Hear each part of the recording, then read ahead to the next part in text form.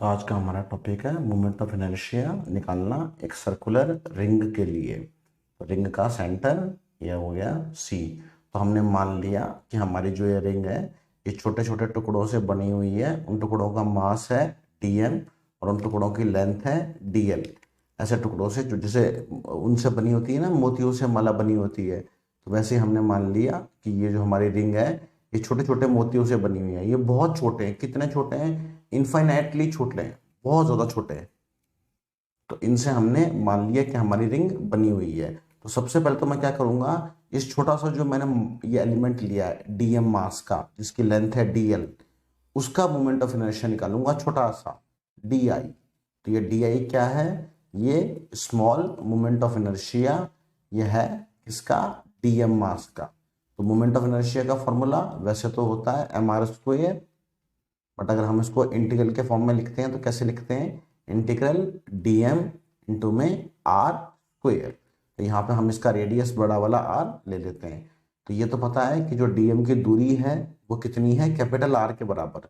Ring में हर point की दूरी कैपिटल आर के बराबर ही होती है। तो ये हमारी इक्वेशन नंबर फर्स्ट। इसमें आप छोटे वाले आर को रिप्लेस कर दो बड़े वाले आर से। अब बस बच गया डीएम। अब डीएम कैसे निकालूंगा? तो रिंग है, तो रिंग का टोटल मास है एम, और रिंग में मास कैसे डिस्ट्रीब्यूटेड है? तो रिंग में मास डिस्ट्रीब्यूटेड होता है अलोंग लेंथ। तो आप लेंथ के अलोंग मास को डिस्ट्रीब्यूट करोगे तो बोलोगे कि 2 पाई आर जो टोटल लेंथ है उसका मास है एम। तो एक का मास हुआ तो एम अपॉन 2 पाई आर। तो डीएल लेंथ है तो डीएल लेंथ का मास कितना हुआ? तो M upon 2 pi R into में डीएल। ये आपको किसकी वैल्यू मिल गई? डी एम की वैल्यू मिल गई।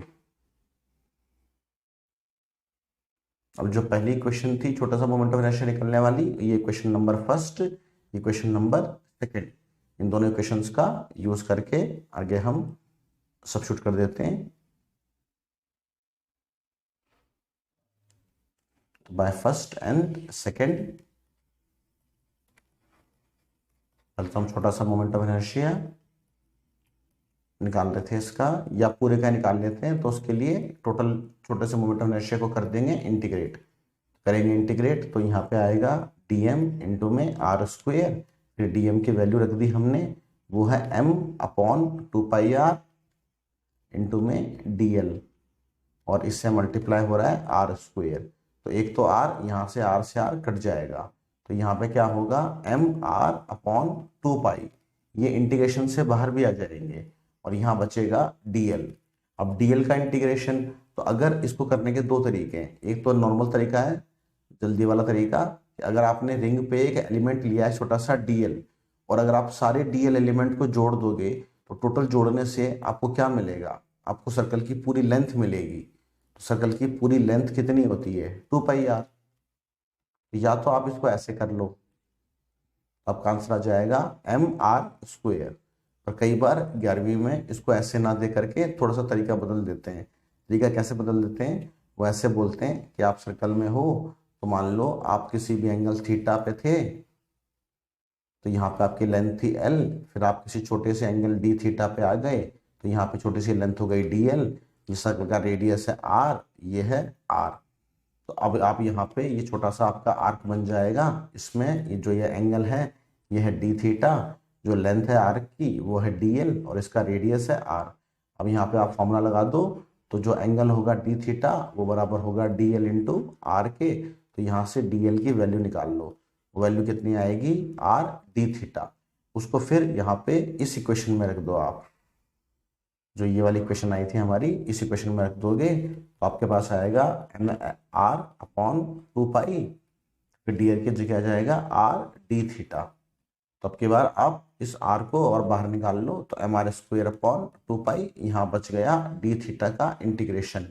अब डी थीटा, तो अगर मैं यहाँ से शुरू कर दूं तो थीटा को मैं बढ़ाता बढ़ाता कर दिया 90, तो ये बन गया एक क्वाड्रेंट। थीटा को मैंने कर दिया 180, तो बन गया सेमी सर्कल। और थीटा को मैंने कर दिया पूरा 2 पाई, तो बन गया सर्कल। तो थीटा की लिमिट क्या होगी रिंग के लिए? 0 से लेकर के 2 पाई की। तो आप यहाँ पे एम आर स्क्वेयर अपॉन 2 पाई और आप यहाँ पे डी थीटा की लिमिट थीटा लगा दो 0 से 2 पाई की लिमिट में। तो ये क्या बन जाएगा, mr² अपॉन 2 पाई इंटू में ये हो जाएगा 2 पाई माइनस 0, तो वो 2 पाई हो जाएगा, 2 पाई से 2 पाई कट गया तो mr²।